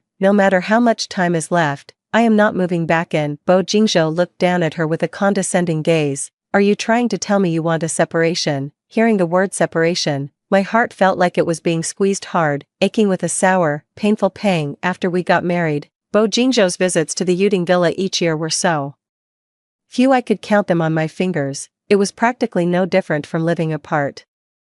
Anyway, there are only 3 months left. I don't see the point in living together. Bo Jingzhou stared at me for a few seconds, then sneered mockingly, "Whether it's necessary or not is for me to decide. I'll have Chen Su approve 2 hours of leave for you today. Go pack your things and move back." My refusal was interrupted by a knock on the door. Chen Su reminded from outside, "Mr. Bo, the meeting is about to start." Bo Jingzhou reattached the cufflinks he had taken off. "Get out." I remained unmoved and insisted, "Bo Jingzhou, I won't go back." Bo Jingzhou didn't take it seriously. "Isn't this what you always say? This isn't the first time we've argued, nor is it the first time I've moved out, but each time I end up moving back in before long." I know he doesn't believe me right now, and I can't be bothered to argue, but he'll understand in time. This time, I really won't be going back. After leaving the office, I went to the restroom to touch up my makeup. Sure enough, the spot on my chin where he pinched me had turned purple. Just as I was about to head to HR with my resignation letter, someone called my name. "Shenwanji, the printer's out of ink. Go change the cartridge." "Now, we're waiting." I hear orders like this all day long. As Bo Jingzhou's personal assistant, my job is supposed to be managing his daily life, but Bo Jingzhou can't stand the sight of me. He has Chen Su handle everything personally, so I've gradually become the errand girl for the entire 36th floor. "Shenwanji, go change the ink." It was Secretary Dai who called me, the one who usually despises me the most. Just a moment ago, she was the one sneering about my breakup with my rich boyfriend. "Even if you're quitting, you should have some professional ethics, right? You haven't officially left yet. My job is to follow President Bo's instructions and manage his meals." "What? Are you giving orders on his behalf now? Don't underestimate how coveted my position as a personal assistant is. This one right here would love to push me out and take over personally. Secretary Dai looked at me as if I'd seen a ghost. Shinwansi, did you get your brain smashed by a door today? In charge of Mr. Bo's meals, those takeout orders you made, when has Mr. Bo ever eaten them? Thinking about those meals thrown into the trash, it stung a little in my heart the next second. A sharp pain hit my chest as Secretary Dai tossed the documents into my arms, speaking arrogantly, 20 copies need to be printed by 2 o'clock. Assistant Shin, one should value self-awareness. I frowned, hearing a noise behind me. Turning around, I saw Bo Jingzhou emerging from the office with Chen Su. His gaze met mine directly. The man curled his lips in a mocking sneer, his entire expression conveying one clear message: if you can't even handle menial tasks, what gives you the right to ask for a divorce? I let out a bitter laugh, right in front of Bo Jingzhou. I flung the documents back at that Secretary Dai before Secretary Dai could react. The papers scattered across the floor with a rustle. I turned and walked away, my voice trailing behind me. Secretary Dai, a person needs more than just self-awareness, they also need ears to listen. I won't be changing the ink, and I won't be printing those files. Go ahead, run and tattle to Bo Jingzhou if you dare. Oh, and by the way, he likes them big and brainless. You're certainly brainless, but you're a bit lacking in the other department. Since I'm leaving anyway, I don't care about offending anyone. It's worth it to take a jab at him before I go. Bo Jingzhou's face instantly darkened, his lips pressed together in a clear expression of displeasure. Later, I went to the HR department and submitted my resignation letter. The HR manager glanced at it and said to me, Assistant Shin, take this resignation letter back. As the personal life assistant to President Bo, his signature is required before HR can approve it. I didn't take it and bluntly said, I won't be coming tomorrow. You can count it as absenteeism or leave, whichever you prefer. The HR manager was stunned. This is a breach of contract. Even if you resign, there's a mandatory 2-week handover period. Is a handover even necessary for a job that just involves ordering someone's food? What's to hand over? What he doesn't eat? Well, Bo Jingzhou would probably starve. Since I've already ordered every dish on the menu, I'm just going to throw in the towel. Let him sue me. After leaving the Bo Corporation, I got a call from my best friend, Qin Yuezhi, asking me out for a drink. She'd probably seen yesterday's news and was worried I might be upset. I was a bit tired, so I declined. After returning to the hotel, I went straight to bed without even having dinner. I woke up groggily to a knock on the door, glanced at the time, and it was 7:50. I got up to open the door, and it was the hotel manager. He smiled apologetically and said, Hello, Miss Shin, there's a problem with your room that needs to be inspected. I didn't make things difficult for him and simply asked, then please arrange another room for me. With that, I headed back to my room to pack my bags, but then the manager added, I'm sorry, but the room is no longer available. We've refunded the money to your card, and since it was our mistake, we've also included the penalty fee. I stopped in my tracks. Bo Jingzhou had told me to be back at the villa by 8, and here was the manager trying to kick me out at 10 to 8. If I still didn't get what was going on, I'd have to be a complete idiot. Was that bastard Bo Jingzhou behind this? I refused to check out. I lost my temper and let out a curse. The manager didn't mince words. Miss Shin, we're just a small business. Please don't make things difficult for me. A small business worth over 14 million. Even if I didn't agree to check out, there was nothing I could do. The hotel was adamant, willing to pay the penalty, and the maintenance workers were already at the door,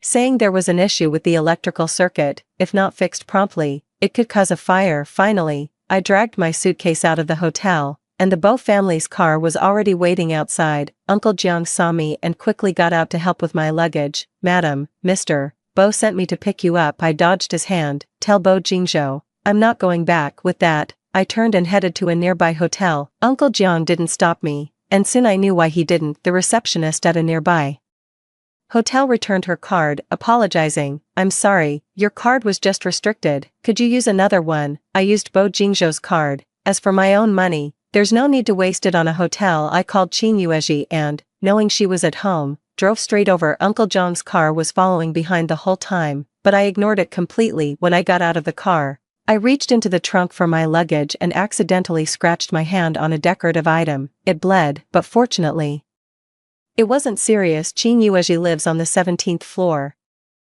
Knowing I was coming, she left the door open. When I walked in with my luggage, Qin Yuezhi was taken aback. I hadn't mentioned bringing bags over the phone. Looks like you've run away from home. Qin Yuezhi didn't even bother with her face mask, reaching out to take my luggage. If you'd said you had bags, I would have come down to help. And what happened to your hand? Seeing her look of alarm as she went for the first aid kit, I stopped her. It's fine, it's almost healed. Your hands are like gold nuggets. Can't you take better care of them? Look at those pianists, they'd probably take them off and put them in a safe every day. Afraid of the slightest damage, I laughed at her exaggerated manner, and the gloom of recent days lifted a bit. This injury won't have any impact. Qin Yuezhi paused, and then she couldn't help but bring up something from before. By the way, have you thought about what I told you last time? I didn't say anything. I still haven't made up my mind. Master Su has come to see me several times. His studio is one of the top in the country for cultural relic restoration, and only the best in the field can work there.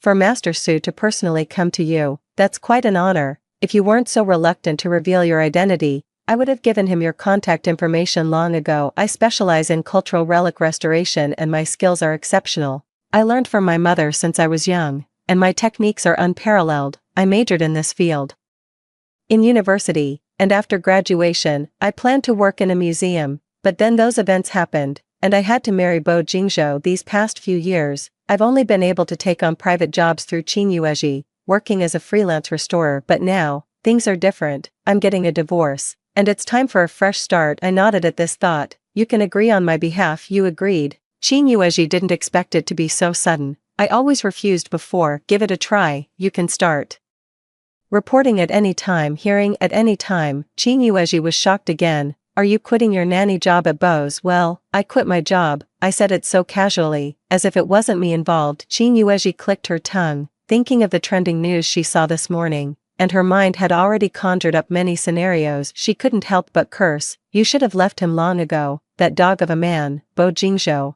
who never eats the meals you order but still makes you do it every time. He's such a hypocritical man. He should just be locked up with Jian Weining and never come out to mess with others. I think you should just get a divorce, since there are only 3 months left anyway. To avoid the heartache, I leaned back on the sofa, exhausted after a night of. I brought up the divorce, but he refused, saying he wants to wait until the agreement expires. Qin Yuezhi could only laugh at the thought. What a pretentious act. Back then, Jian Weining rejected his marriage proposal and insisted on going abroad to step onto the international stage. Now, he definitely won't let you divorce him so easily and then easily get together with her. Otherwise, he'd look so cheap. If he doesn't prove he's in demand, Jian Weining will dump him again next time. I hadn't thought about it that way, but now that Qin Yuezhi mentioned it, it suddenly clicked. Bo Jingzhou is up to no good, packaging himself with a fake persona. In my opinion, you shouldn't give him any face. Before the official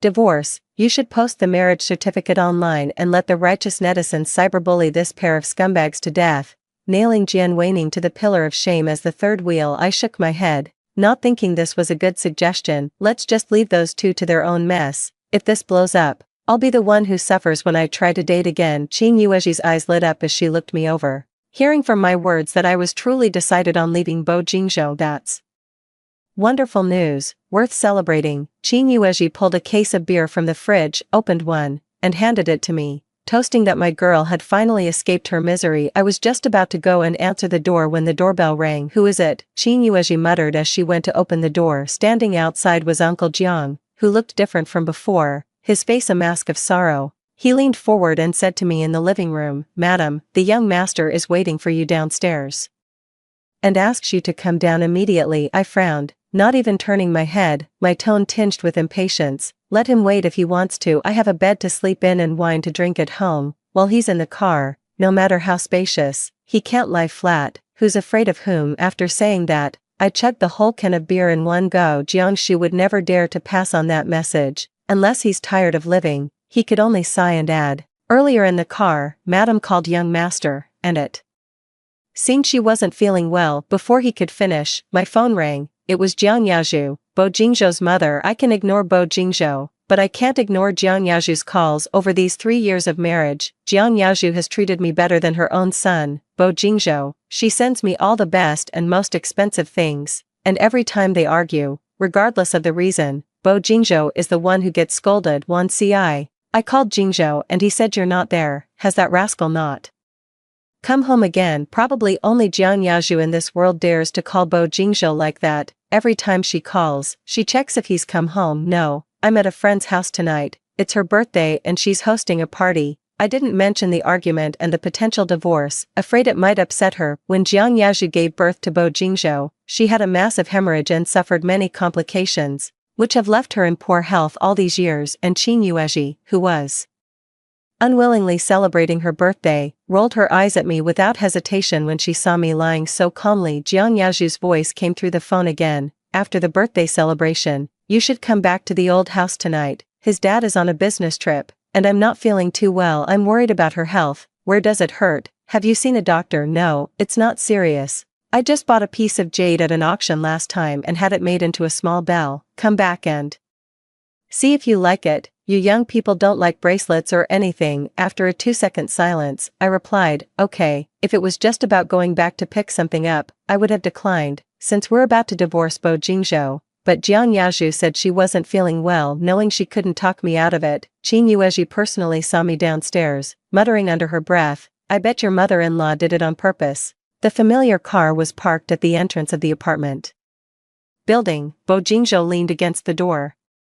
smoking a cigarette. Hearing the noise, he looked up, his eyes dark and inscrutable. The car ride was silent the whole way. The tense atmosphere was so thick that even Uncle Jiang didn't dare to change gears. It wasn't until the car pulled into the driveway of the suburban villa that he finally let out a long sigh of relief, got out, and went to open the car door. I'm not as pretentious as Bo Jingzhou. I don't like being waited on like this. Just as I was about to open the car door, Bo Jingzhou spoke lightly. Do I like big-breasted and brainless women? I almost choked. If he hadn't mentioned it, I would have forgotten about it, saying that was purely to smear him. Who knows what he really likes? I turned around and saw Bo Jingzhou's gaze landing just below my collarbone. Whether intentionally or not, his look carried a hint of something else. This something else, I can interpret as disdain. Isn't it natural for men to like bigger ones? So after 3 years of marriage, he couldn't even muster the most basic desire for me. And it's not like Jian Weining has some incredible figure either. Bo Jingzhou frowned and said, I don't like it. I just curled my lips into a smile. My beauty has always had an aggressive edge to it, and a smile like that would have most ordinary men completely spellbound. But Bo Jingzhou just looked at me indifferently, not a flicker of emotion in his eyes. I said, whether you like it or not is none of my damn business, but I like them big and well equipped. That's the main reason I'm divorcing you. Bo Jingzhou's face darkened instantly, and the atmosphere in the car visibly turned icy and tense. The car's soundproofing was poor, and Jiang Shu, standing outside, had overheard the conversation. Now, his forehead was covered in cold sweat. Seeing Bo Jingzhou on the verge of losing his temper, he mustered the courage to open the car door and announced, young master, young madam, we're home. I got out of the car first and saw Jiang Yazhu walking out of the villa, her face warm with a smile. She took my hand and led me inside, saying, Wan, I had Aunt Wan make you bird's nest soup, and I added some beauty-enhancing herbs. Bo Jingzhou, still sitting in the car, was completely ignored. Once inside, Jiang Yazhu lowered her voice and asked, has that rascal been giving you a hard time? She had seen the news from yesterday, worried I'd be upset. She insisted we both stay at her place tonight. I opened my mouth, about to tell her that Bo Jingzhou and I were getting a divorce, but Jiang Yazhu cut me off. If that boy bullies you, you tell me. I'll have his father take a belt to him. Don't you go along with whatever he wants. I'll send you a menu later. It's all his least favorite dishes. Starting tomorrow, you order from it for him, a different one each day for a month. I'll also call Chen Su and tell him he's not allowed to sneak Bo Jingzhou any special treats, or he's fired. She didn't mention Jian Weining at all. Afraid it would upset me to hear her name, Aunt Wang approached the two of them with a shawl in hand. Madam, you weren't feeling well just a moment ago. How could you step out without a shawl? Young madam, you really must talk some sense into her. She doesn't take her own health seriously at all. And just like that, my chance to utter the word divorce vanished completely. Mother, where are you feeling unwell? Did you call for the doctor? Jiang Yazhu waved her hand dismissively. It's just the same old ailment. A bit of rest will set me right. There's no need to trouble a doctor to make the trip all the way out to this remote place in the dead of night. It was indeed quite late now. After Jiang Yazhu kept me company while I finished the bird's nest soup and fastened the little bell charm she had made onto my wrist, she went upstairs to bed. She glared fiercely at Bo Jingzhou as she left. "You little brat. If you don't make one see I happy tonight, I'll beat you to death, Bo." Jingzhou's hand suddenly paused. He hadn't spoken a word since he came back, and yet he still got caught in the crossfire. Bo Jingzhou and my room are on the second floor. Knowing they were coming back, Aunt Wang had already prepared the bedding. I went to get my pajamas to prepare for washing up, but when I opened the wardrobe, I found that my cotton pajamas were gone, replaced by various sexy silk v-neck nightgowns, including 2 sets of role-playing costumes everyone in the villa knew about. Jiang Yaju's longing for a grandchild. Ever since we got married, she started preparing a nursery, buying mountains of toys and clothes in bulk, enough for both a boy and a girl, and now, these clothes were all part of her efforts to encourage us to start a family. I couldn't help but feel a pang of sympathy for her. If she ever found out that our marriage had been sexless for the past 3 years, would she be so furious that she'd kick Bo Jingzhou, that useless pretty boy, right out the door? I glanced back at Bo Jingzhou and saw him staring at the closet full of clothes, his gaze as cold and detached as ever. He gave me a sidelong glance and said, "These aren't for you." I picked out the most modest one from the bunch and was about to reach for it when Bo Jingzhou tossed one of his shirts at me. "Wear this," he said. I took it. The man was tall and broad-shouldered, so his shirt would easily cover me down to my knees. It was definitely better than those odd nightgowns. Without making a fuss, I took the shirt straight to the bathroom. According to the law, I'm entitled to half of everything under Bo Jingzhou's name, so, by that logic, this shirt is basically mine. After drying my hair, I stepped out to find Bo Jingzhou standing on the balcony, smoking. The thin smoke enveloped his face, softening the sharpness of his features. I couldn't tell if it was just my imagination, but Bo Jingzhou's gaze seemed to deepen momentarily when it fell on me, though it was gone in an instant. The man snuffed out his cigarette and walked in, not stopping as he brushed past me and headed into the bathroom. I had long since grown accustomed to it. My heartache dulled to numbness, leaving me indifferent. Not long after, there was a knock at the door. It was Auntie Wang, carrying a bowl of soup. "Young mistress, the madam made this for the young master herself. Please make sure he drinks it all. Don't let her efforts go to waste. She even burned her hand while preparing it." She may be sharp-tongued, but her heart is soft. She didn't say anything downstairs just now, but she's been worrying about the young master all along, afraid he isn't eating well outside. That's why she sent me up here with this. Right away, I nodded and took the bowl, understanding Jiang Yaju's feelings perfectly. After all, he's her own son. How could she not be concerned? The man finished his shower quickly and came out to find the soup waiting on the coffee table. I said to him, "Your mother made this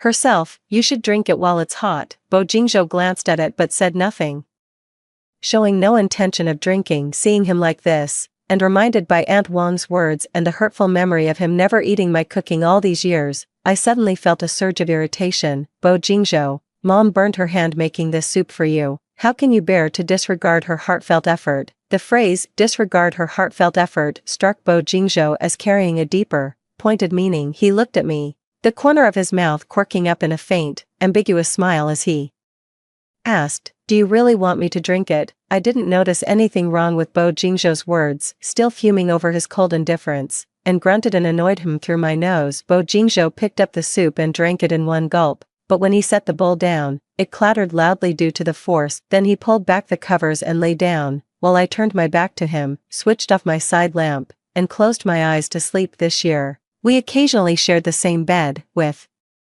enough space between us to fit 2 more people, but tonight was different. I was sleeping soundly when Bo Jingzhou suddenly moved closer, almost pulling me into his embrace, my back pressed against the firm wall of his chest, and even through 2 thin layers of fabric, I could clearly feel the contours of his muscles. His heavy, ragged breathing was right by my ear, making the very air in the room feel scorching hot. Before I could even react, something pressed against the small of my back. My mind went blank for a second before I instantly realized what was happening to him. "Bo Jingzhou," my voice trembled involuntarily, mostly from the sudden shock, but partly from nervousness, a fear that he might force the issue. I had once hoped for such a scene during the early days of our marriage, but over the years, his coldness had worn away even the remnants of that hope. Now that we're both on the verge of divorce, there's no room for such entanglement. Some mistakes are enough to make just once. The man's utterly hoarse voice resonated above me, carrying an undeniable air of dominance. In the next moment, Bo Jingzhou flipped over and pinned me down, looking into my eyes with a commanding gaze. I steadied myself and reached out to push him away. I don't want to. Isn't this a complaint that I didn't satisfy you when you had me drink that soup earlier?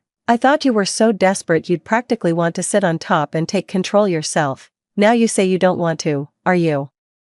Playing hard to get with me. Bo Jingzhou's lips pressed against mine, his voice dripping with obvious desire, but his words grew more and more sarcastic with each syllable. Even I'm not so naive as to not realize there's something wrong with that soup. I tried to explain. I don't know. Do you think I'd believe that? You're not exactly new to this kind of thing. Every time that subject comes up, I'm overwhelmed by a profound sense of helplessness. He always, without fail, forces me to relive that night. Let me make this clear one last time. Back then, before I could even finish my sentence, Bo Jingzhou's kiss descended upon me, utterly silencing my words. I was stunned, pushing against his chest with all my might. I tried to shove him away, only to be met with a deeper, more forceful kiss. There was no tenderness, no gentle affection, only sheer, domineering possession. My lip was cut by the force of it, the faint taste of blood on my tongue. My head spun from the lack of air, dizzy and disoriented. It wasn't until his scorching hand pressed against my skin that I jolted back to reality with a start. The buttons of my blouse had been undone at some point without my notice. I turned my head away to stop his kiss. Bo Jingzhou, let me go. My body twisted and struggled violently, using every ounce of my strength to break free from his hold. But women are naturally at a disadvantage in terms of physical strength. My desperate struggle was no match for even one of Bo Jingzhou's arms, which easily subdued me. Bo Jingzhou's lips, freshly kissed, were tinged with a faint crimson. He curled them into a half-smirk. Wasn't your reason for divorce that I had a sexual dysfunction and couldn't satisfy your needs? Well, there's no dysfunction now. Your reason for divorce is invalid. He propped himself up on his elbows, kneeling on the bed, and gripped my chin, forcing my tilted head to face him and meet his gaze. Given our positions, what I could see was unmistakably clear. His voice held its usual icy detachment, yet every word grated against my frayed nerves. Are you pleased with what you see? My face was a mask of fury. Just as I was about to retort, Bo Jingzhou's phone rang. He reached over to the nightstand to grab it, and a slight frown creased his brow as he saw the caller ID. He was Jian Weining's agent. With a swipe of his finger, he answered the call. What is it? As Bo Jingzhou spoke,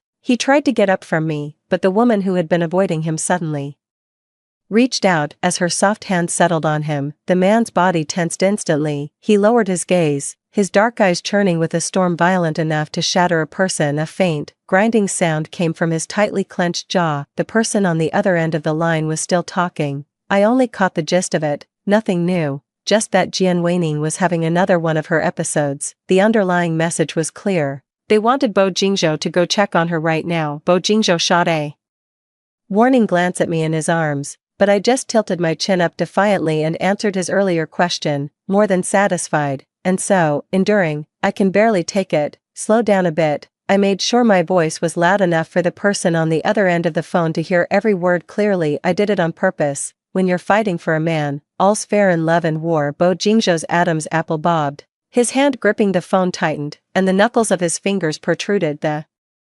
voice on the other end came again. Mr. Bo, if Wei Ning's leg is crippled, her dancing career is over. Back then, she endured a lot in secret, wanting to become an internationally renowned dancer as soon as possible, so as not to have people gossip about you because of her background. Now she's riddled with injuries and has to go for physical therapy every week. Bo Jingzhou pursed his lips, getting out of bed as he said, "Take care of her first." He was leaving, and I didn't stop him, knowing it was futile, so why humiliate myself? It's not like I wanted Bo Jingzhou back. I just wanted to get under Jian Weining's skin a little. Call it a small act of revenge. Bo Jingzhou changed his clothes and left without saying a single word to me. His wife, downstairs. Everyone was asleep, with only the emergency lights still glowing. He walked to the entryway to change his shoes. With a soft click, the massive crystal chandelier in the center of the living room suddenly flickered to life. Jiang Yazhu stood at the kitchen door, holding the remote control for the lights. "Where are you going at this late hour?" Bo Jingzhou frowned. "Mom, why aren't you asleep yet? I'm asking you. Where are you going in the middle of the night, leaving Wan Ci behind?" Bo Jingzhou pursed his lips, his expression unchanged for a moment before he said, "I lost control for a moment and hurt her. I'm going to buy some medicine for her now." The remark was subtle, but Jiang Yazhu understood it immediately. After all, the 10 essential tonic soup was prescribed by a renowned doctor she sought out, so it must be effective. Her cold face instantly broke into a smile, but she still scolded, "Are you a reckless boy? Don't you know to be gentler? Go buy it quickly, and take one CI along too. If it doesn't work, go to the hospital to check. It would be troublesome if it gets inflamed." Bo Jingzhou's expression suddenly showed a hint of distress under Jiang Yazhu's eager gaze. He eventually called me and told me to change and come downstairs immediately. Hearing the unusual tone, I thought something had happened, so I quickly put on my clothes and ran downstairs. The last thing I wanted to see was Bo Jingzhou and Jiang Yazhu standing face to face. The man's low voice was unusually detached. "You're not feeling well, come with me to get some medicine." Since when was I not feeling well? I glanced at Jiang Yazhu again and instantly understood. He'd been caught and was using me as a human shield. I rolled my eyes at Bo Jingzhou without a hint of courtesy. What a dog! Jiang Yazhu was completely oblivious to the undercurrents between the two of them, her heart brimming with joy. Instead, noticing my tight jeans, she hurriedly added, "Go home and change into something looser. Wearing such tight pants isn't good for your wound to heal. It's hot out, and keeping it all wrapped up like that could lead to an infection. I want to know what exactly is wrong with me." But Bo Jingzhou reached out and pulled me toward him. I lost my balance and stumbled right into his arms, where he wrapped an arm around my waist. "We'll be going now," he said. "You should get some rest." Jiang Yazhu glared at him. "One CI is injured. Why are you still so rough? If the family doctor were a woman, I would have already called her to come over." "Do I need you for that?" Bo Jingzhou responded casually, and I was completely out of it. I forgot to resist when he wrapped his arm around my waist and led me out. Wait. Jiang Yazhu remembered something important, rushed to the kitchen, and came back with a bag of herbal medicine. "If it works well, take it back. Have the servants cook it in soup when there's nothing to do, and drink a bowl every night." Bo Jingzhou pursed his lips. "Keep it for dad to drink." Jiang Yazhu is very straightforward. "Your dad doesn't need to drink this." Is it impressive if he doesn't drink it? Or is it beyond saving even if he does? Is this something a junior like me should be hearing? Seeing Bo Jingzhou not taking it, Jiang Yazhu directly handed me the medicine package, urging me to hurry up and go, not just to buy medicine, but to get to the hospital quickly. As we left the Bo family villa and finally got into the car, I finally had a chance to speak. "What exactly did you talk about with Mom?" Bo Jingzhou didn't want to continue this topic. He glanced at the medicine still in my arms, raising an eyebrow with a cold tone that carried an innate sarcasm. "What? Are you really planning to take it back and brew a bowl for me every night?" I was stunned for a moment, then